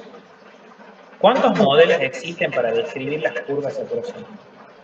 Infinitos. Iván normalmente dice, no, son tres. Vamos a completar la frase. Existen tres modelos matemáticos que puede representar los infinitos casos de curva de saturación que a nosotros nos pueden enseñar. Son 3 casos simplificados, donde nosotros vamos a saber que estamos en el primero cuando, de alguna manera directa o subliminal, me dicen que la solución retenida por el inerte es constante. Si nosotros hacemos un poco de catarsis, ¿solución quién es? La suma de soluto más solvente, A más C, inerte es B. Hay una relación entre A más C dividido en B. Ojo que quizás a eso no te lo dicen directamente con esas palabras. Te dicen, los kilos de piedra por kilo de almíbar valen tanto. Piedra suena a inerte y almíbar suena a azúcar y agua. De hecho, hay un parcial, que es el famoso parcial de la remolacha, donde tiran un par de datos así, que nadie viene a decirte en bandeja, mira, vos estás en este caso. Tienes que saber deshilachar el enunciado para ver dónde. Hay un procedimiento matemático que creo que hoy en la teoría no suma demasiado, en que si yo saco la relación de A más C sobre B igual a un número, yo puedo deducir la ecuación de una recta. Una recta que tiene pendiente menos 1 y ordenada al origen K'. K' para diferenciarlo de el K, que es la constante. Significa que cuando xc es igual a 0, o sea, estoy en el eje x, xa es igual a K', ¿verdad? Y cuando xa es igual a 0, o sea, estoy interpretando el eje y, xc es igual a K', estoy acá. Mi curva de saturación de fase pesada, como tiene pendiente menos 1, es paralela a la hipotenusa. Si esa es mi curva de saturación de fase pesada, por debajo de ella vive la fase pesada y por arriba convive en equilibrio la reacción de L más B. ¿Verdad? Yo hoy trato de llegar a por lo menos hasta la parte de condición de equilibrio, chicos. Me olvidé de decirles, bueno, la clase de hoy es un poco más de 1 hora y media. Cosa que, bueno, el martes sigamos con lo que falta, ¿no? Me colgué de decirlo. El segundo caso, ¿cuál va a ser? Cuando de alguna manera directa o indirecta deduzcamos que la relación de solvente retenido por el inerte es igual a constante, o sea, la relación C sobre B es un número que me va a permitir a mí despejar la ecuación de una recta. Una recta que siempre pasa por el vértice A. No sé cómo van a hacer para deducir la ecuación. Es un pelito más difícil matemáticamente que la anterior, pero a ver, tampoco es la gran cosa, ¿no? ¿Dónde? Cuando yo tenga que xc es igual a 0, es decir, intersecto con el eje x, xa vale 1, o sea, estoy justo acá. Y cuando xa es igual a 0, o sea, estoy intersectando el eje y, xc es igual a K'0. Tengo los dos puntos de paso. Ahí está su curva de saturación de fase pesada. Por debajo de ella anda la fase pesada. Por arriba anda la región en equilibrio. L más B. Supongo que eso debe seguir pasando y pasó hoy. A ver, no sé quiénes han estado presentes en la clase hoy en la mañana y me permitan quitarme la duda. No creo que hayan enseñado el tercer caso. Por favor, cuento. La curva viene parametrizada por una tabla de porquería. X en función de XA. Eso no es ni más ni menos que la ecuación de una curva que ni siquiera tiene que estar completa hasta allá, hasta el final. Vean por qué está hecha con lineecita de trazo, donde yo ya sé que por debajo vive la fase pesada y por arriba la fase liviana. ¿Yo de dónde saqué esto? Lo juro que lo he tomado en un parcial, pero por lo menos cuando yo cursaba, no lo enseñaba, esperaba que uno lo deduzca. ¿Y dónde? Bueno, ya al quedar implícitas las regiones, me queda como sobradísimo cómo hacer el método. ¿Hacia dónde vamos con esto? Lo único que nosotros acabamos de aprender acá es que vamos a trabajar sobre este mapa geográfico, dicho de una manera un poco más burda, y sabemos cuáles son los límites o perímetros donde vamos a dividir las provincias. Ahora, ¿hacia dónde vamos? No tengo idea. No. Pero bueno, vamos por partes. Vamos a estudiar la condición de equilibrio. Citemos un tema anterior. Nosotros cuando estudiamos equilibrio líquido-vapor, les hice mucho hincapié en que el concepto de equilibrio ahí lo tomábamos cuando las fuerzas impulsoras eran iguales en la fase pesada y liviana, es decir, en interfase. Le restamos importancia o lo anulamos al efecto de la ley de Henry como el de la fugacidad parcial y bajábamos el martillo diciendo que el equilibrio se daba cuando la presión parcial de A en la fase liviana es igual a la presión parcial de A en la fase pesada. O sea, PL igual a PAB, o dicho de otra manera, Raúl igual a B. Acá en equilibrio sólido líquido, yo cuando empecé el tema, di el ejemplo de la remera con agua sucia. Y hemos llegado a la conclusión de que la condición de equilibrio se da cuando la composición exenta de inerte es la misma. Es decir, la relación de agua y tierra es la misma dentro del líquido embebido dentro de la remera como en la solución que hay nadando dentro de la ropa. Hay una fase pesada y una fase liviana. ¿Cómo lo voy a ver yo a eso en el gráfico?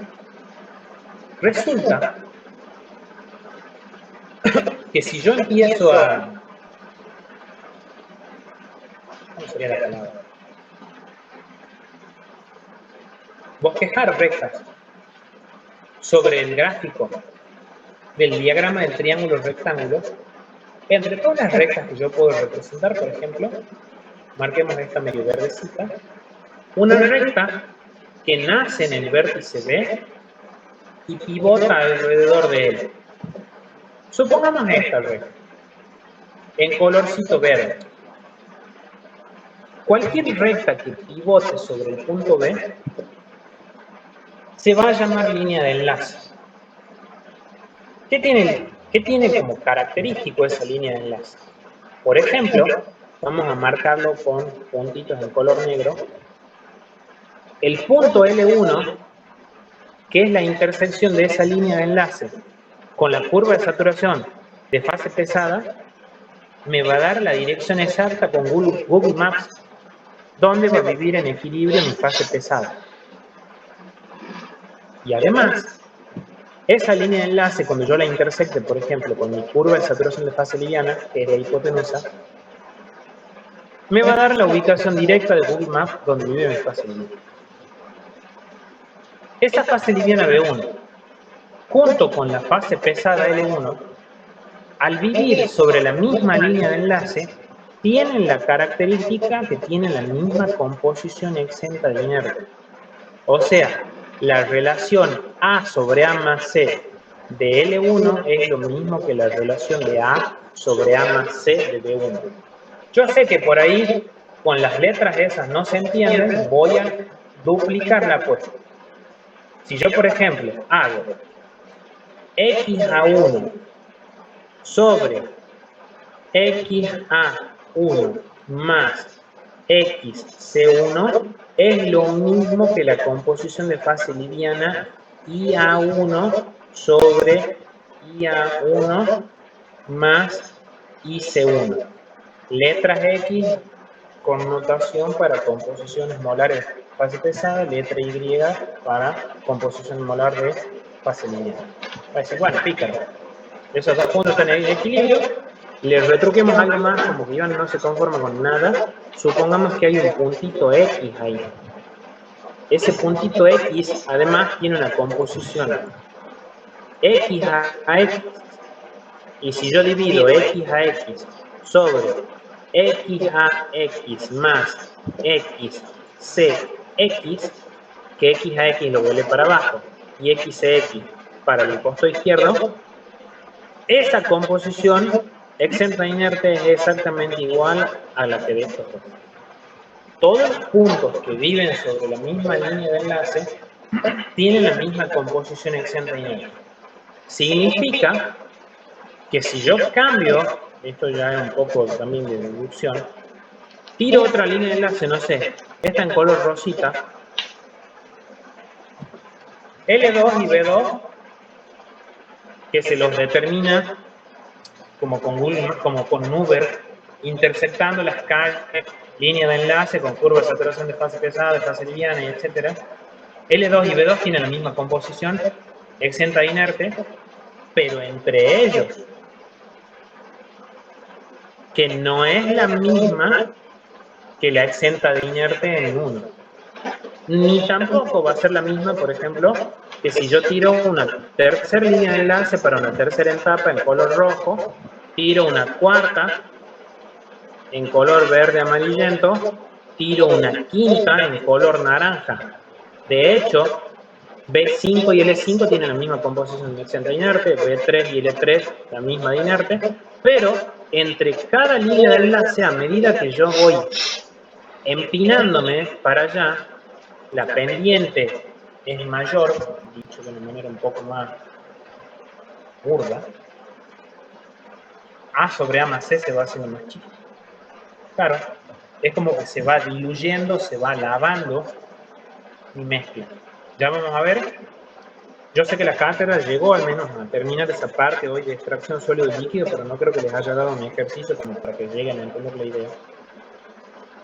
Y véanlo así, nosotros sacamos la remera del agua sucia de lavarropa, y la enjuagamos en un cuentón. No digo de meterla bajo la canilla. La pongo en un cuentón con agua porque es como un proceso batch,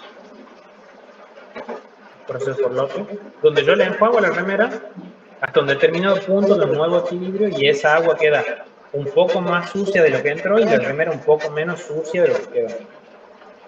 Tiro el agua y vuelvo a cargar agua fresca en el cuentón de vuelta y vuelvo a enjuagar la remera. La remera va a quedar un poco mejor enjuagada que antes y el agua que yo saqué va a salir sucia.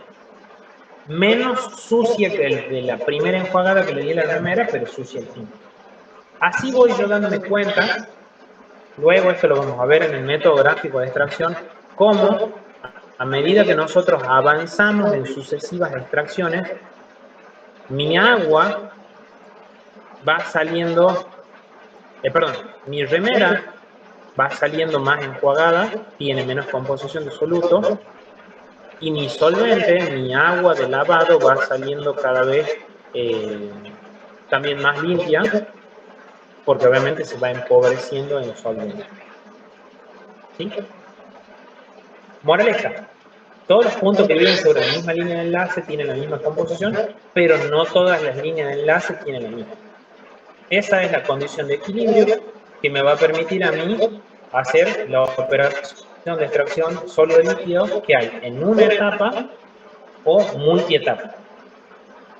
Si me permiten a mí, yo creo que igual la respuesta es medio obvia por parte de ustedes, deben estar cansados. No tiene mucho sentido meter extracción sólido-líquido hacia los chancletazos ahora.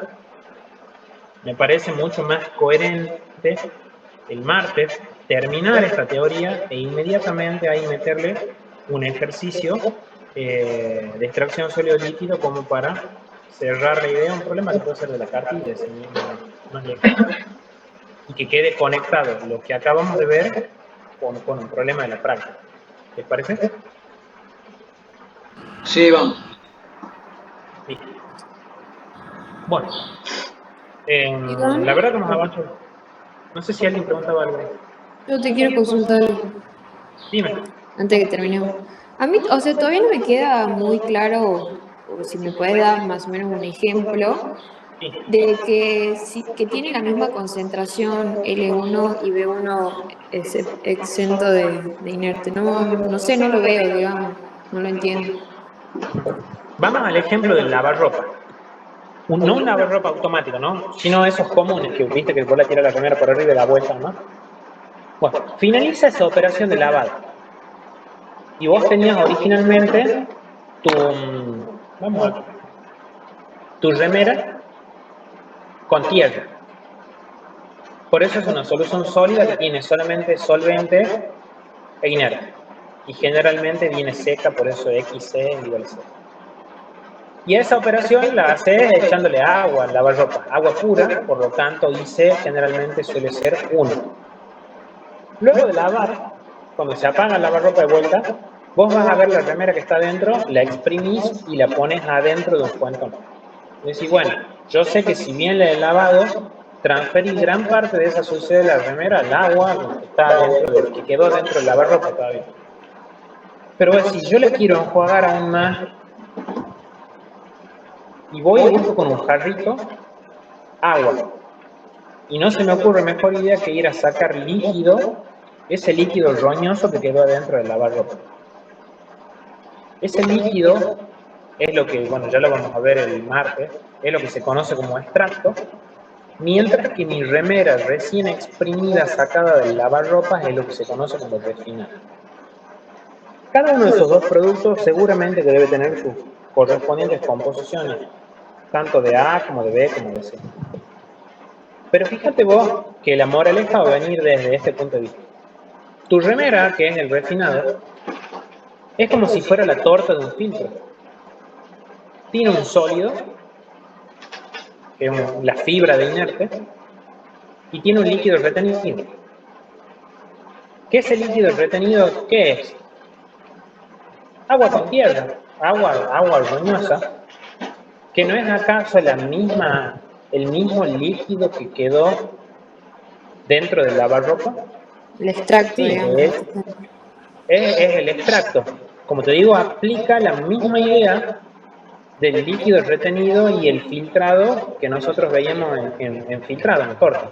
Salieron del mismo lugar, pero el líquido retenido en ese momento quedó retenido en la torta y el filtrado pasó a la probeta, y nosotros acá en la extracción sólido-líquido, nuestra torta pasa a ser la remera exprimida, o sea, está exprimida, pero sigue húmeda, y quedó en el lavarropa como si fuera una taza de café el líquido filtrado.